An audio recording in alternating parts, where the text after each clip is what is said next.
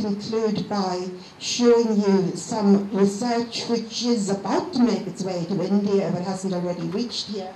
And that is something that I'll show to you, which is called the Dyslexia Early Screening Test. Now, it is available in English at the moment, and Dr. Marco, can I tell you that it's about to be standardised in this country, which is absolutely fantastic. And it's based on yet another theory about why people are dyslexic and so on, which I'm going to show you at the moment.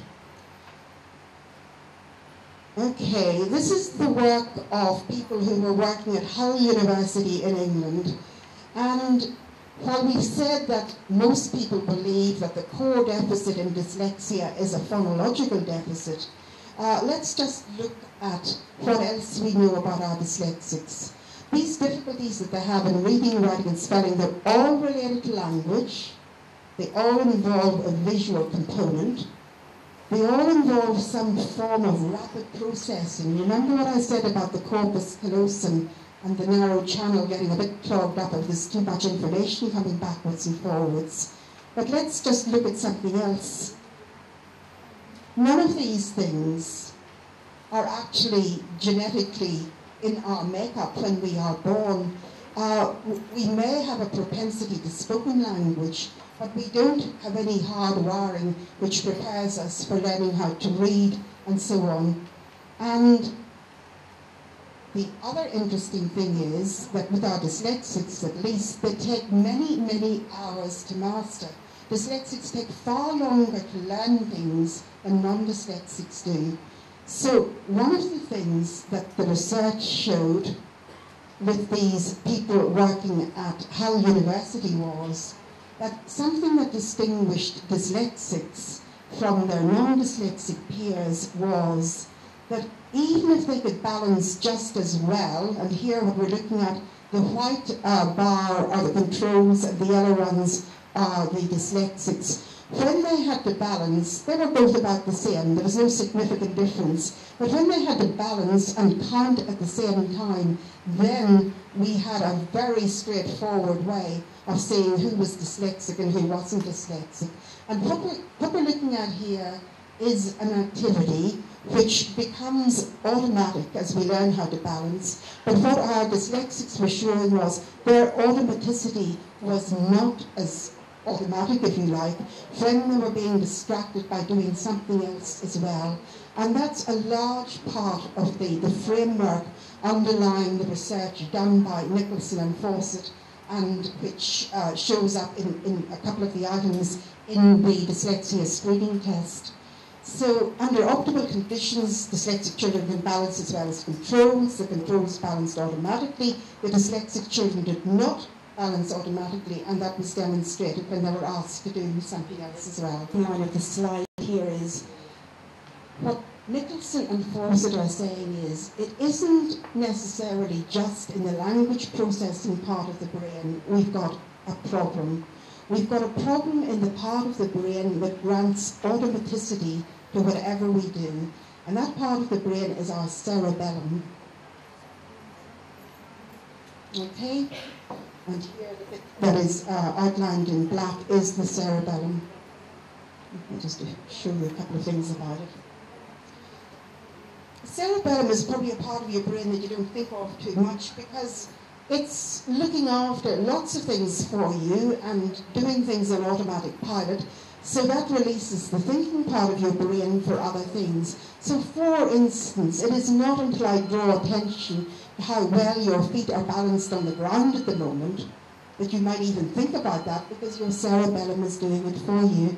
If you've been driving for many years, your cerebellum has, taken charge of a great deal of that. So when you're driving along, you can actually do amazing things like talk to your friends or listen to the radio or even talk on the phone, and you're carrying on driving automatically until something happens, like a red light appears or somebody brakes in front of you, and then you're dragged back into a conscious thought. Your cerebellum is actually the part of your brain which, if it's damaged, it begins to affect things like your balance and your motor control. and you begin to sound like and look like somebody who's had too much to drink, because your walking becomes not so coordinated and your speech becomes quite slurred as well. I understand too, and this doesn't sound as if it's terribly well researched, but I did read it in a scientific journal. If your cerebellum is working totally well and there's nothing wrong with it, you cannot tickle yourself, because your cerebellum warns you in advance of the tickle where the tickle is going to be. So the thing about a tickle that makes it tickle is the startle effect. So if you wish to be tickled, somebody else is to do it for you, unless your cerebellum is damaged. Another bit of useless information that will probably be the only thing you remember from today. Anyway, so what Nicholson and Fawcett are saying is that our dyslexics do not develop to the point of automaticity any of those literacy skills that other children do effortlessly. They have to work 10 times as hard. It takes them much, much longer to do things. That is the basis of their reasoning. And actually, it makes a lot of sense to me, because we know these children whom we have followed to death, whose spelling ages we have got up to something that sounds like adequate, and you take them back into the classroom and the class teacher says to you, well, none of this is showing in the classroom. So they've got it, but they haven't got it automatically. It is still effortful, and it goes on being effortful much longer than you really would want it to.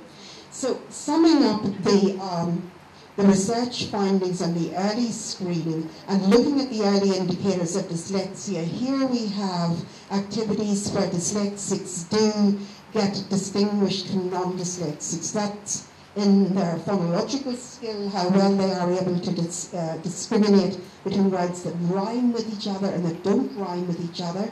Remember we talked about the onset and rhyme. How well their working memory is working. Okay, those things go in through one ear and out through the other, because their auditory recorders do not hold as much. And so we can test that pretty easily at a young age.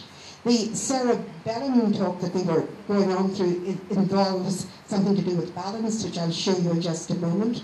There is a motor skills activity in it where you have to thread beads onto a piece of string, and where you have to copy shapes.